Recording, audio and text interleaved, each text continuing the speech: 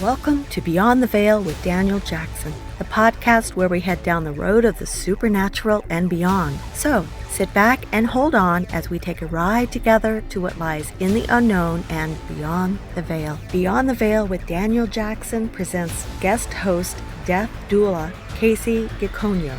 Kacie owns and operates an end-of-life consulting company. As a registered nurse who's worked in the end-of-life realm for over 12 years, she has a vast knowledge of all things end-of-life. Kacie chose to further her career by also becoming a death doula and a death educator. A death doula helps a person safely and comfortably labor out of this world, similar to a birthing doula, but on the opposite end of life. Kacie provides one-to-one death doula services as well as death education and professional speaking services. Kacie is also known as a leader in her field and empowers others working in the deathcare field. And now your host, Daniel Jackson, with How to Live Your Most Meaningful Life by Making Peace with Your Death. Hello and welcome to Beyond the Veil with Daniel Jackson. Me, Daniel Jackson. I am your host. Today we have Kacie Gikonyo. I got it right. Whoa, hey, you did. You got it right. Yeah. Kacie is a doula. This ought to be a cool show. I've never spoken to a doula. I understand a little bit about it. My wife is a retired RN. But we've never had anyone that I know of has said they are a doula, nor have I ever come in contact with one. I've only heard about it. My wife thought about doing that as a profession, but she decided to retire instead. So, but I'm very interested in this subject, very interested what it is you do. I also know that you're an RN. So I'm assuming that you started out as an RN and then went from there to becoming a doula. Is this correct? Yeah. I'll give you a little rundown. So I am a registered nurse and I've worked with people at the end of life for over 12 years. So I've worked in long-term care, skilled care, acute care, memory care, all of the cares, pretty much people that are at the end of life, whether that be because they're aging out of life or because they've received a terminal diagnosis and they can no longer be safely taken care of at home. Sure. So I just have a lot of experience with end of life as far as my healthcare abilities go. I worked the front lines of COVID, and I was actually an infection preventionist at the time. So that was just wild. There were so many people that died in such a short amount of time, and their deaths were not pretty deaths.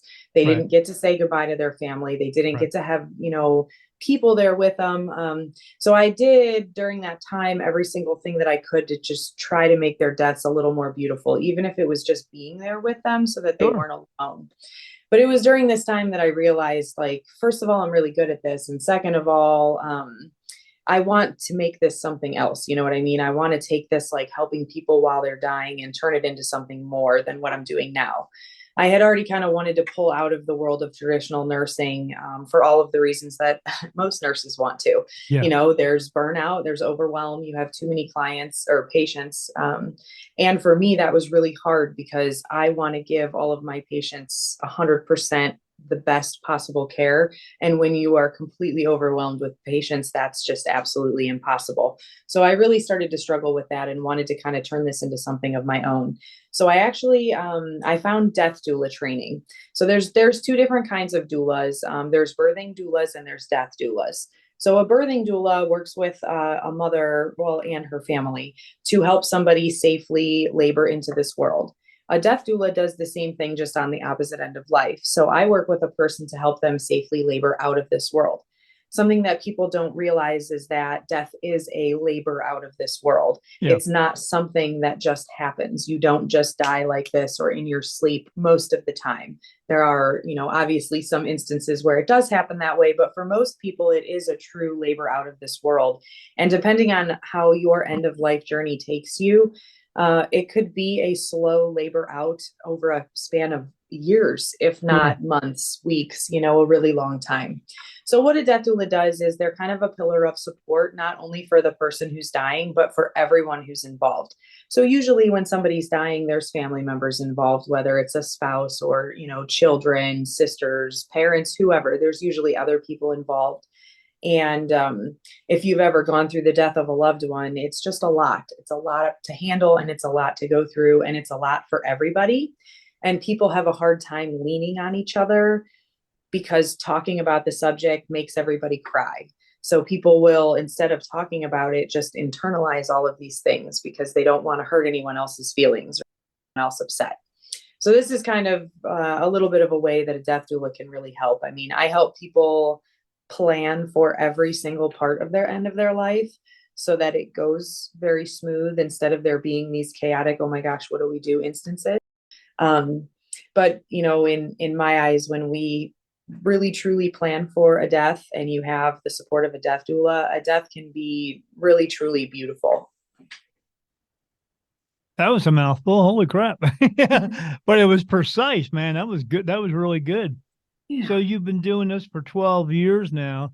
And I understood some of the things you were saying, because some people are trying to hold on. Some people do just linger, depending upon the stability of their life as well. I know they have, when people do have debilitating diseases, these things can go on and on and on for a long time.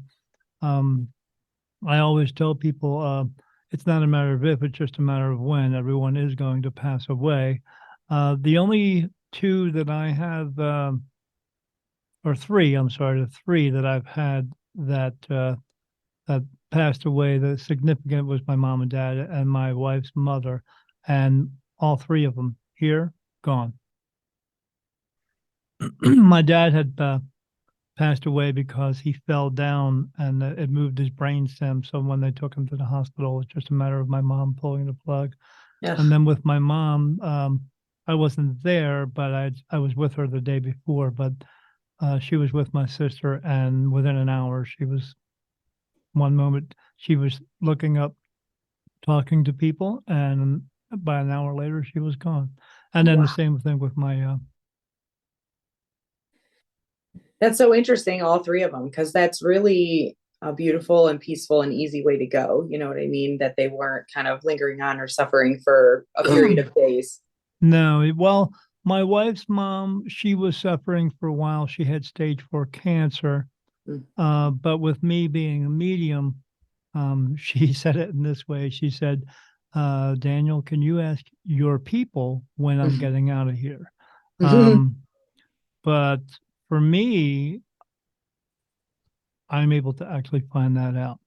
And so I talked to my wife, and she said, just get her an answer. I said, all right. I went in a room, came back out, and I said, Dolores, you have 2 weeks. I want you to write everything down. Make sure you have everything correct.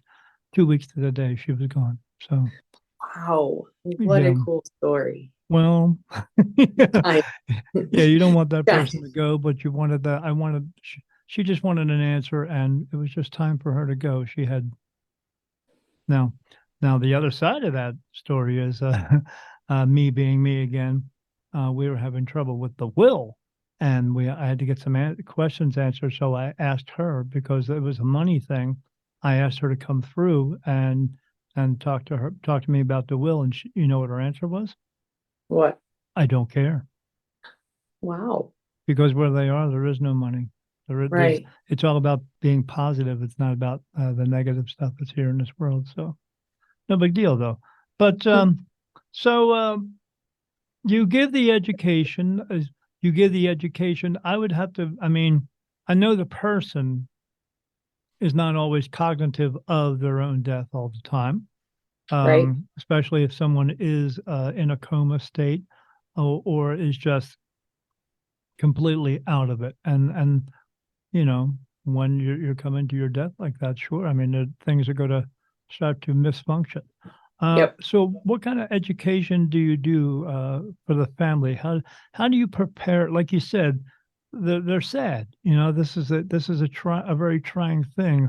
We don't like to lose people in this world, but everyone does die. So Yep. I think if we started a little bit with some education early on in our lives, we wouldn't be so surprised that when people do die. So, I love that you said that because that's something that I'm really passionate about. Like you mentioned earlier, there's not any single one of us on this planet who's not going to die, right? So, right. like, no matter what color you are, what country you are, what gender you are, none of that matters. We are all going to die someday. But Yeah. for whatever reason, all throughout the world, it's one of those things that so many people just don't want to talk about. And for me, if we just talk about it and learn about it and educate about it, things Right. can go so much smoother. Sure. So I'd like to give you a for instance of how education can really help in an end of life situation. So there's a thing called terminal lucidity. And this happens when somebody's been kind of dying for a period of days, slowly declining.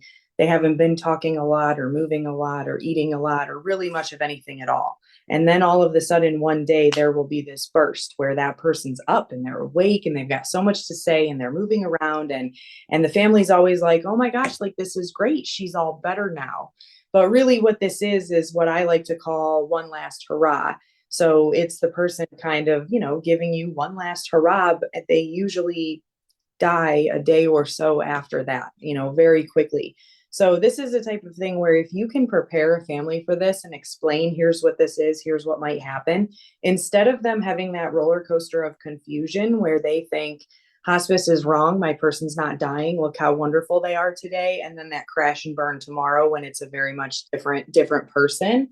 But also, how important is that last moment in somebody's life, right? Right. That last hurrah. There are so many important things that they could say to you or that you could say to them. Some really relevant conversations where if you understand that this is the last time that you might be able to speak to that person, it can truly be this great, wonderful, beautiful experience that everybody sits down and enjoys together. As opposed to if you don't know about it and you don't know it's coming and you don't know what it is, people tend to overlook it and not realize I had this precious time that I Right. could have spent with them, while they were kind of cognitive in here and I lost it. So that's kind of one of the ways I like to educate people. But a lot of the time, too, a lot of the clients that I work with are dying from cancer. And Right. I have a really large knowledge of the varying cancer diagnoses and how things tend to go in the end. So I'm really able to prepare people and their families for what that might look like. Here's what we could see. Yeah. And if we do see that, how do you want us to approach it? Because a lot of times in people's end of life, you get to a point where you're not really speaking for yourself anymore. So I always like to make sure that before we get there, we've had all of these conversations and approached all of these what if. There's no chaos and there's no stress. Yeah. The situation is so hard for everybody. And I always like to think of the loved ones, right? They're watching their person die. And if they can do that without having all of this additional stress and chaos and weight on their shoulders of like, what's happening? Oh my gosh, what do we do? Should we call somebody? All of that is able to be completely relieved just by me being there, just by me being a person for them. So again, people are really truly able to spend these intimate moments at the end of life, and it ends up being just a much more beautiful experience than it could be without someone like me, where there's Yeah. all this stress and all this chaos. Something else that people don't really realize is how much help hospice provides. Hospice is wonderful, and I always advocate for them at the end of life. But they only come in 1 or 2 hours a week to provide you with education and stuff. They're Sure. not there taking care of your person. And I think that's just a really big misconception that so many people have. Like, we'll just get them on hospice, it'll be fine. Definitely, that will be great putting them on hospice, but hospice is going to teach you how to take care of your person. They're not going to be here 24/7. Something else people don't realize is how often hospice is not there when the person actually dies. So that's something that people really are just like, oh my gosh, like they're not going to be here when they die. Well, no, nobody aside from you knows when they're going to die. It's impossible for a hospice nurse to schedule that into her day. I mean, if Yeah. she's taking care of another person and your person dies, obviously he can't be in two places at the same time. Right. So just these things that people really don't know that I like to prepare them for, so they can figure it out. Do you want more support than that? If so, great. I can be another support person. And also, I can help people arrange all kinds of stuff. So like I can help people arrange for house cleaners. You've started to decline. You're not able to clean your house anymore. That's overwhelming. Let's just get a house cleaner in here so we don't have to deal with that anymore. I have people who help with pets. You're declining. You can't take your dog out every, so many hours anymore. We've got people that can come in and help with that. And then also caregivers, people who are passionate about dying at home. I love this and I advocate for this because I like for it to be more of a human experience than a medical experience. But you have to decide who you want to be taking care of you, right? Like, do you want your loved ones to be giving you a shower and changing you, if you're incontinent and all of these things, or would you and everybody else be more comfortable if you had some caregivers involved? If so, that's the type of thing I can help arrange. So I really just try to make it a smooth transition, make people think about things ahead of time so that everything just kind of rolls and goes smooth and there's very minimal. Yeah, I keep telling my wife all the time when it is the time that I'm going to be going or failing at that time. I wouldn't mind it at all if there was a beautiful nurse like yourself giving me sponge baths. I'm perfectly okay with that. But my question for you is when this is going to take place, especially for a family, or if it is a long drawn out thing, uh, how do you come in and introduce yourself to someone, or is someone already going to do that for you and tell them, hey, I have a someone who is a death doula. She's going to come in, or do you just walk into a room and say, hi, I'm Kacie Gikonyo. I mean, and I'm a death doula. I mean, it's got to be a little bit of a shock to people knowing that someone's going to walk in the room and say that to them when they themselves are thinking maybe they'll snap out of this, or because everyone wants to be have some hope in this world that hopefully maybe this person will get, they're going to make it. So people are usually referred to me by somebody. So whether that be by their oncologist, by a cancer support group, by I've had therapists and social workers. There's all of these people that kind of refer people to me. So thankfully, I don't usually have to come into the conversation without them knowing that they already need me. Like I mentioned, I've worked with people who are aging out of life, absolutely. But a lot of my people have received a terminal diagnosis and a timeline. Like, here's what you've got a year or 8 months or 7 months. So these people are really realistic about what's going to happen because they've already gotten this, a doctor's already done that hard part for them as opposed to me. You know what I mean? They already know that hospice is in their near future. They're just not ready for it yet. This is kind of where I like to come in as soon as you've gotten a diagnosis. So you're not super sick. You just got your diagnosis last week. You've been given 7 or 8 months. So surely you will decline and get sicker and sicker. But right now you're kind of okay. That's where I really like to get in there, is right away, so that we can make sure that all of these plans are in place before we're really sick or in crisis mode. And also to help people get onto hospice when they need. There's just such a lack of education about everything end of life related, even hospice, that a lot of times people don't realize when you can bring hospice on and what even hospice can do. Of course, they provide the medications to keep you calm, but they can provide a whole array of equipment to keep you safe and to keep you comfortable and to keep wounds at bay. There's just so many things they can do that people don't realize. And a lot of times people will bring them in the last week or so of life, but you could have brought them in a lot sooner and they could have been helping all along the way. So I kind of like to get in and just really educate people. Like, here's what we're looking for. Here's what's going to come, likely in the future. And as soon as we check a certain amount of boxes where we are now hospice appropriate, like, I jump on it right away. I help people interview the various hospice companies because they're different. Each one offers something different. And I am a vibe person. I believe in vibes. So I believe that if you sit down and interview 3 hospice companies, you're going to get really good vibes from one of them, where it's going to be like, you know what, that's the one that feels right. And that's what I want people to do. I don't want him to just jump on the first hospice that they're. Oh, I'm here. So, sorry.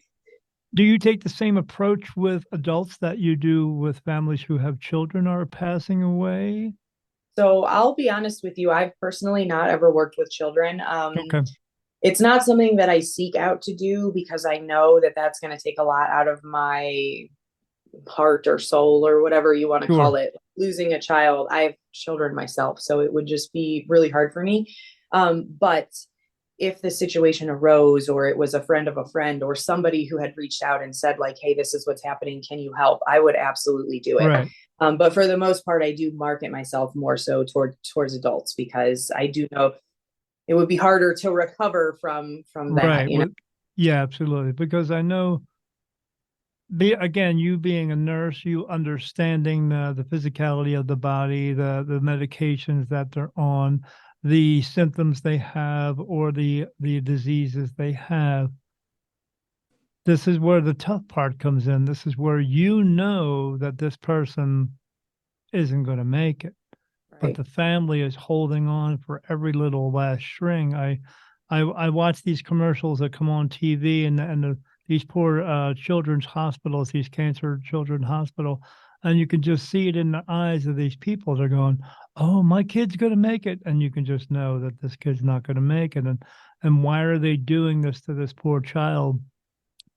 Usually out of selfishness, but they want the child to live, but you're putting your child through some horrific things just because you want this kid to be here another month or two. And I don't always see the purpose in that all the time, but Yeah, oh, go ahead. I totally agree with that. Something else I was going to mention that is like kind of in relation to that is the grief that the parents experience.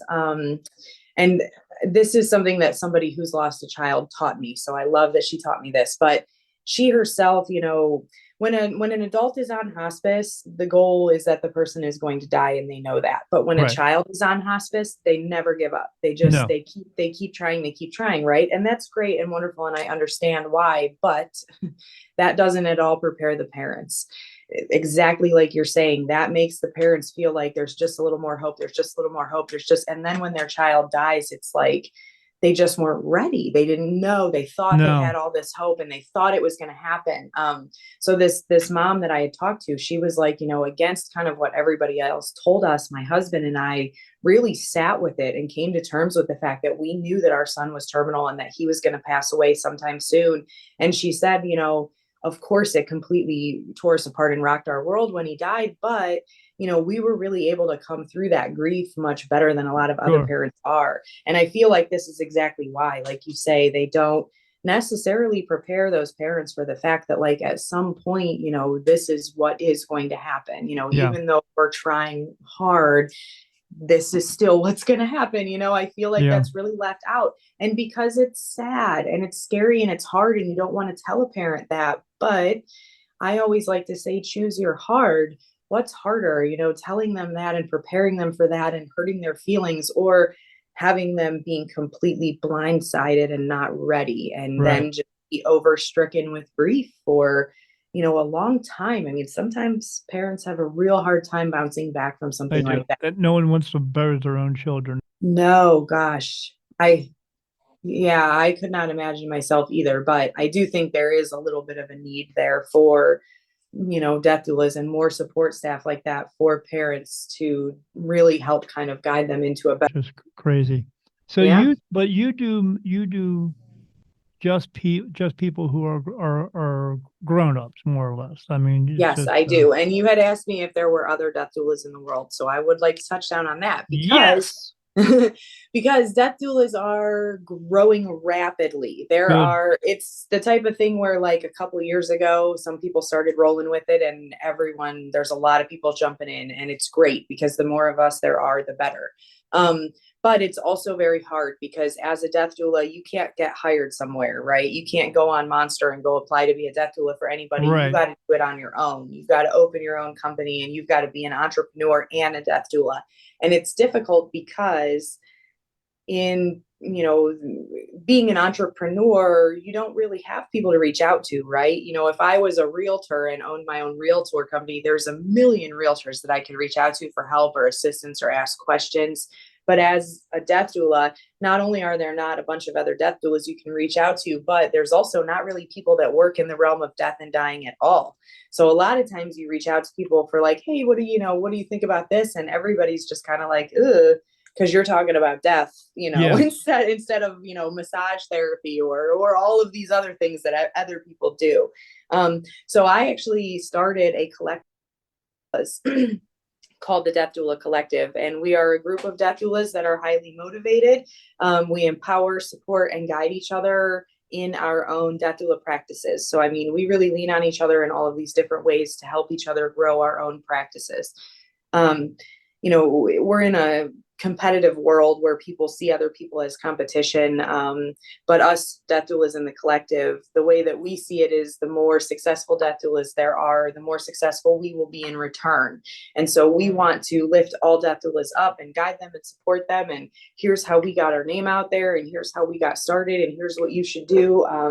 To really take away that, a lot of people take the training and then just kind of don't know what to do with it. So they don't really do much of anything, So this is kind of another mission that I'm on, is to really help all of the death doulas out there. So anyways, if you have any death doulas who are listening, definitely reach out.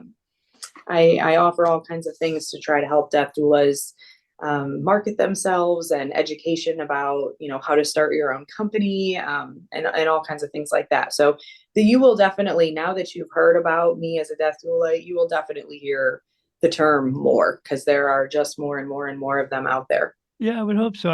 There needs to be more. I had an instance, I'm telling you, just yesterday, coming home, and a woman called me up. She wanted to get a reading, and she was telling me about her husband. And now but she wanted to know about her husband who had passed away, because this is right up your alley. She literally said, "Oh, my husband was so scared of dying. He was so scared." And I said, "So what did you do with that?" And she said, "Oh, I just told him everything's going to be okay, honey, and I just leave him alone." And I was like, "Why would you do that?" Right. Well, I didn't know what to do. I said, "There are services out there for you to get a hold of someone who can help you. You just can't. This is a person who's about to come to their demise, and then you're going to sit there and tell them, 'Oh, it's all going to be okay, honey,' and just walk away and then leave them alone." I said, "This is a person in distress, and now." Yeah. And I hate to think of somebody dying in fear like that. Yeah. Actually, the first death that I ever witnessed as a baby nurse many years ago A was a baby man nurse? a baby nurse. Yes. I was a brand new nurse. So this was like literally the very first death I had ever witnessed. But this man was scared. And he was saying, "I'm so scared. I'm so scared." And I had, at that point, I was like still on training. So I had no idea. But it's burnt in my head, and I'll never forget it, because I felt so, he died scared, and like, that's horrible. And I don't want that for anybody. It's kind of part of what I do, is to really reduce fear and anxiety around dying, because what is the best way to reduce fear and anxiety is to educate. People Right. are afraid of death because they don't know, and they're scared, and they think it's Right. going to hurt. But I mean, if I can talk to you and explain all of these things and work through your fears, sometimes I can really relieve so much fear and anxiety for people, and also to help walk them through their diagnosis. A lot of people got a diagnosis that they weren't expecting or came on quickly. And now, Right. You are a healthy person, and now you've got this timeline. And so that's a whole other thing, is really accepting that. Like you said, a lot of times people just want to hold on to hope, and I won't think about that, but you really do need to accept it in order to move forward. I always like to say that making peace with your death can help you live your most meaningful life. So even in a terminal diagnosis, if you make peace with the fact that you have a year, and how do you want to spend that year, and you let me help you live out your most beautiful last year, how much better than just, I won't think about it, it'll be fine. You know what I mean? Just avoiding it or ignoring it, and then spending this year in fear and anxiety. You know what I mean? Yeah. So I really like to help people to get them to digest that, and to understand, this is sad, and I get it. we have a timeline here, but like, what do you want to do during that timeline? Where do you want to be? Who do you want to see? What types of things can we check off your list? You know what I mean?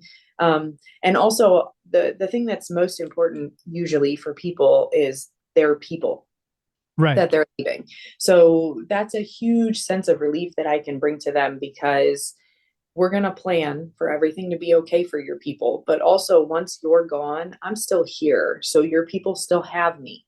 I'm not just gone, and I didn't just leave them. I'm still here for them, and I am a pillar of support. I'm not a grief counselor, but I know a million of them. So, I Sure. mean, I'm still there for people. And if they reach out to me in such a way where I feel like they're really struggling, I can absolutely connect them with grief Right. counselors and bereavement support and whoever it is. But just that little bit of knowing, like, there's somebody here who knows my people like I do, who's going to be there for them so they're not alone and scared. Like, even that Right. alone just removes so much fear from people.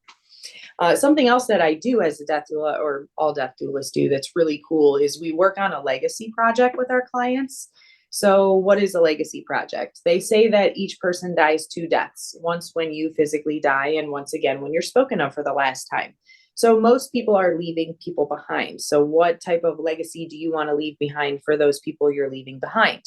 So, a legacy project could be really anything, right?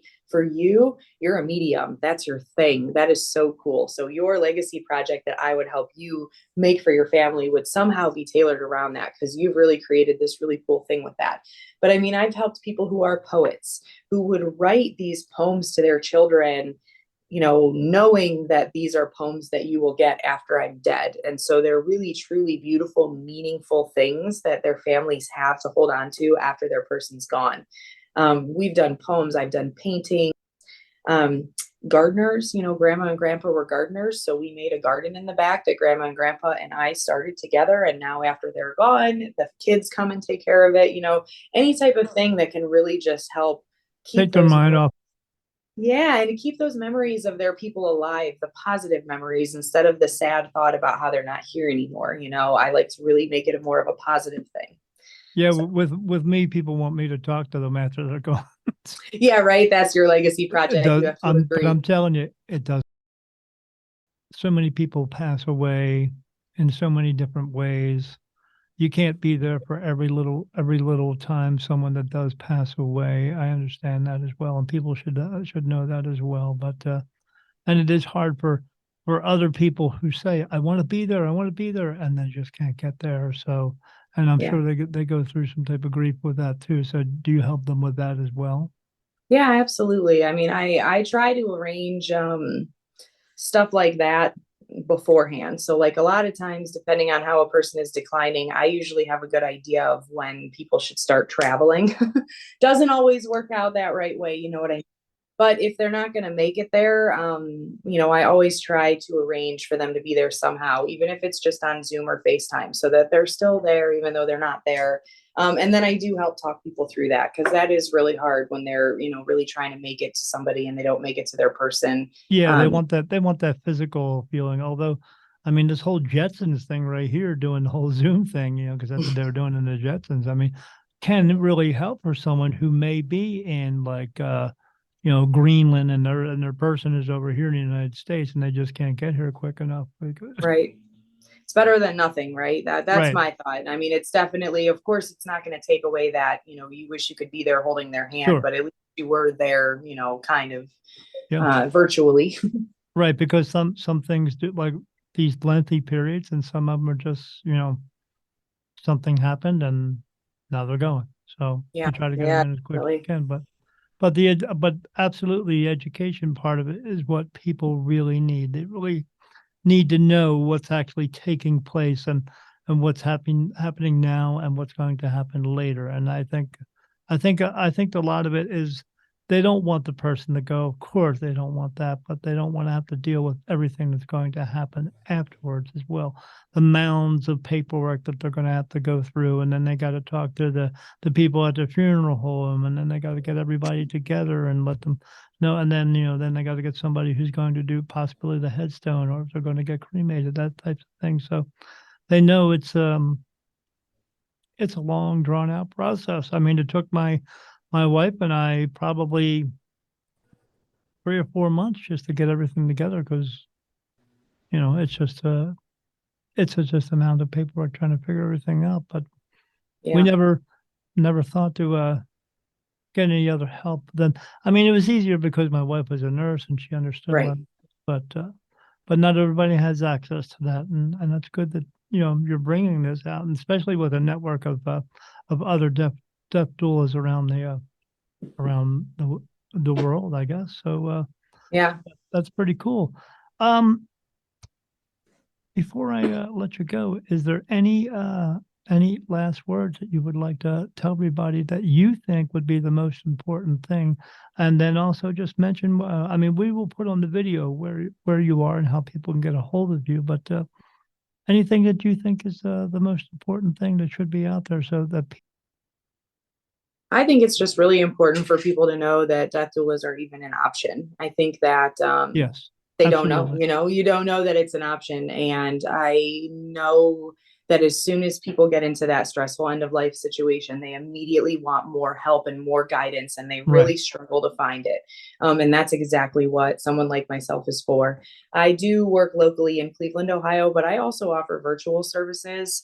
So my company is an end of life consulting company. So I do educations, I offer CEUs, I do virtual services and coaching. And I also do professional speaking services as well. So I kind of cover all of the roles.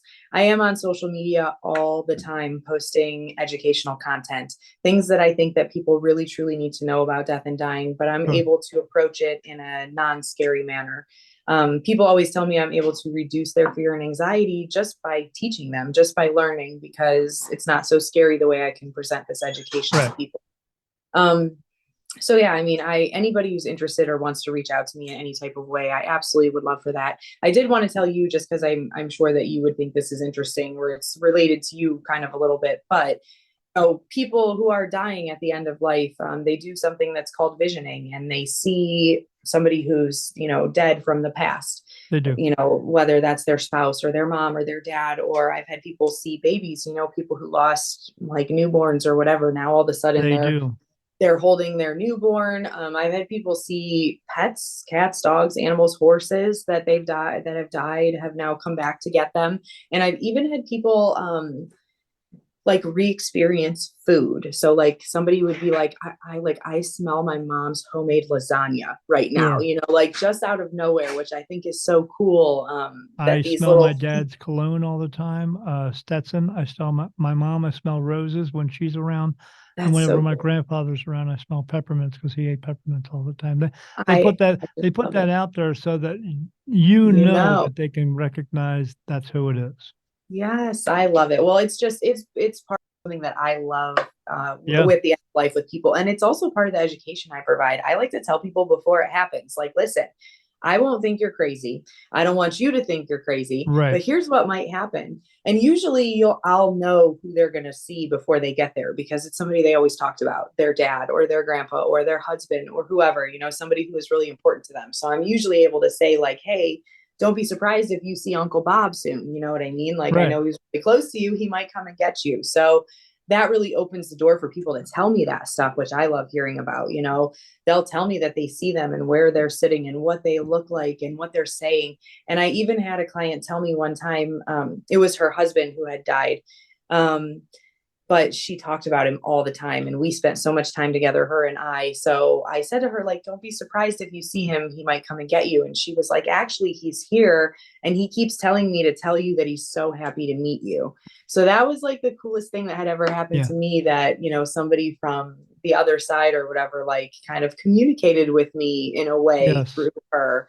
But I really love that. It meant a lot to me. So Yeah. anyways, I just thought these were stories. It's because when they are passing away at these moments, they become as clear as they were when they were being born into this world, and when that happens, these people do come around them and tell them things, and it makes things very clear for them to know that they don't need to be afraid of passing away. So yeah, Man, it absolutely comes. Yeah, that's yeah, great. but yeah, which is a good thing.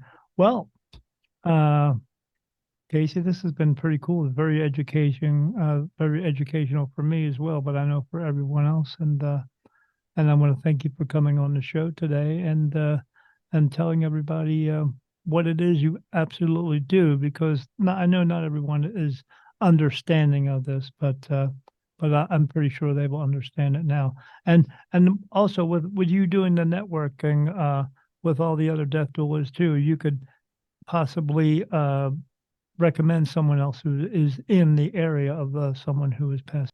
Absolutely. That was kind of another part of our networking group, is that we would be able to pass referrals amongst each other. So Yeah. Absolutely, anyone who's interested, How many people are in that group? Right now we've got 13 people in the group right now. Yep. And I just started last month. So I mean, 13 people. Okay. 13 people in the first month. That's a pretty big, Yeah. it's a pretty big number. So have you tried to start like like a Facebook group with that or? So we have a Facebook group, and we have like our special little WhatsApp group, and I do kind of market it to pull in some more death doulas. So slowly but surely people will continue trickling in.